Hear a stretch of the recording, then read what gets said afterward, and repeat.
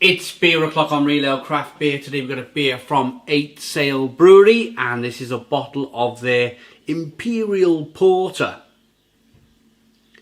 This beer is coming in at 10% ABV.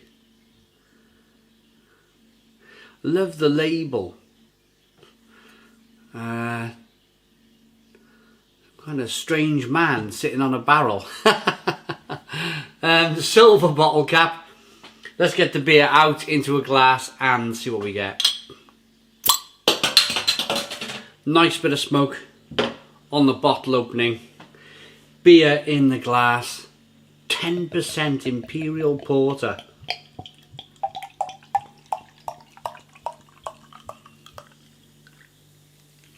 It's funny, I've had this beer, I'll be honest, it was sent to us by our channel sponsor, beersofeurope.co.uk.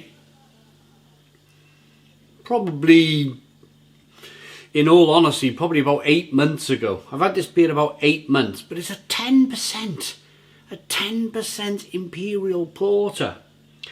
Now, back in the day, when I first was kind of getting into beer, and everybody used to talk about Courage.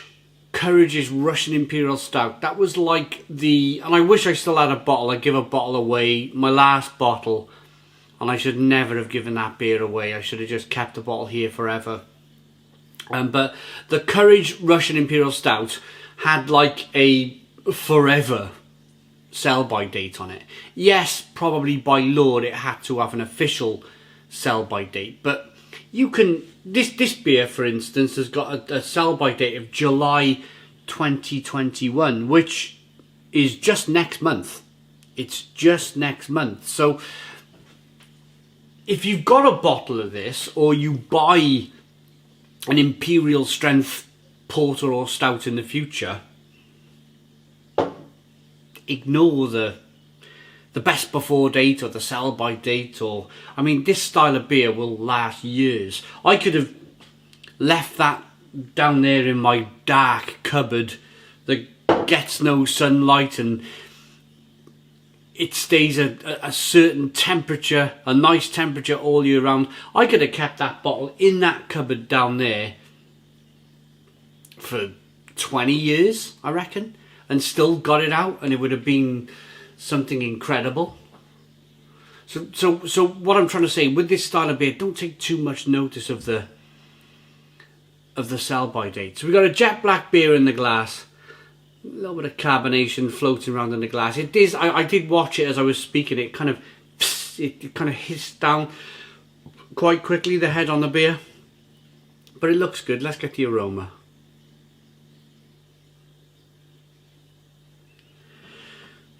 That classic little bit of raisin, plum, vanilla, chocolate.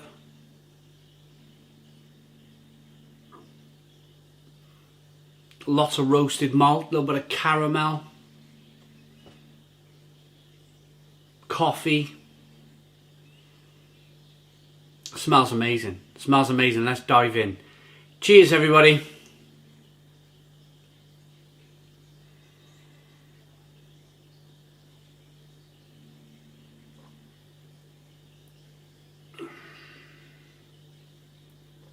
Oh yeah, yeah. Oh. Ooh, this is a hoppy porter. You really get a sense of. Now, I'm going to explain something to you guys here. A lot of you will already know, so I apologise if I'm explaining to you experts out there, but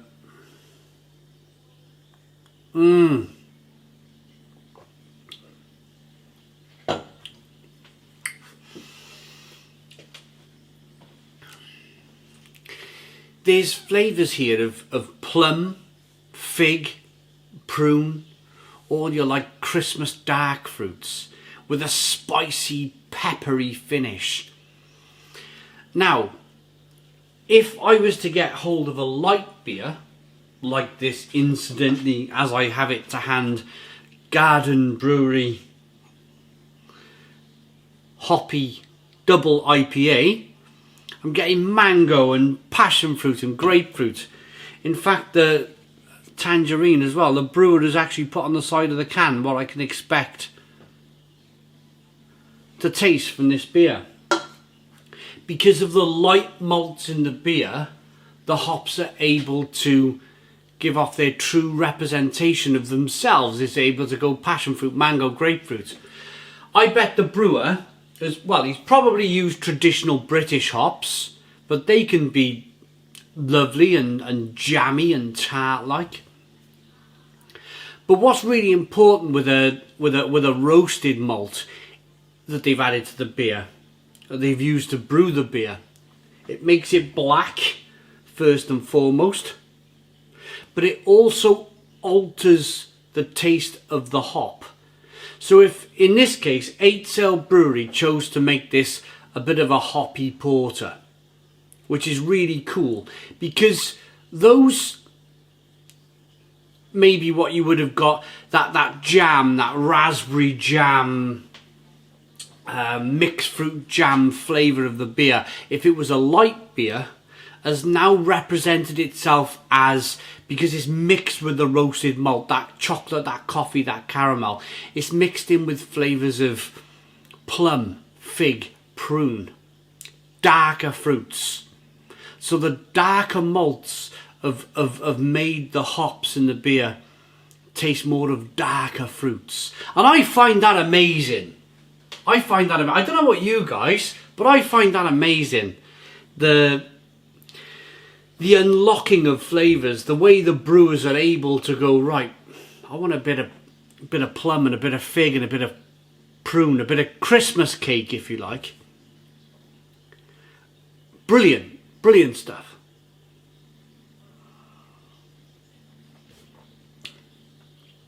That being said, in all honesty, I wish it had a little bit more body. It's a little bit thin. Some of you out there will go, yes, it's porter. Porter is not as kind of big and thick and bold as a stout. But I've had porters, Imperial porters like this before, that have kept their head retention. It's had a head all the way through the drink of the beer. And it's been really creamy and rich.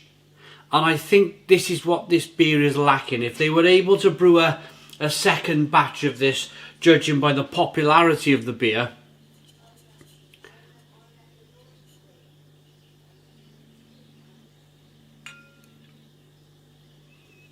and I'm just checking. There you go. Look at that. There you go. Listen to the head now.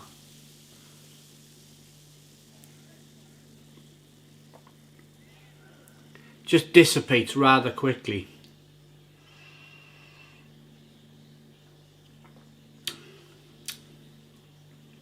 But it's good. Spicy, peppery, lovely. An Imperial Porter packed with roasted malt flavours and hints of caramel, coffee and licorice, coming from dark crystal brown and Cafara malts. Bramling cross hops and added bitterness and fruit spice notes to balance the sweet malts. 500ml bottle conditioned beer. I'm going to rate it. I think 8 Sail Brewery are onto a real winner here with this beer. If they could slightly tweak it so they got a little bit more mouthfeel, a little bit more of a creamy mouthfeel, maybe add some more oats to the beer to make it more of a creamy porter, I think they are absolutely onto a winner. I think this beer, it could win some major awards. All the flavours there, it's just lacking a little bit of body. But I like it. I like it enough to give it an 8 out of 10. It's an 8 out of 10 from Real Ale Craft Beer. Please put your comments in the comments box. Subscribe to our daily beer and food reviews. Give us a big fat thumbs up. Boom. Cheers.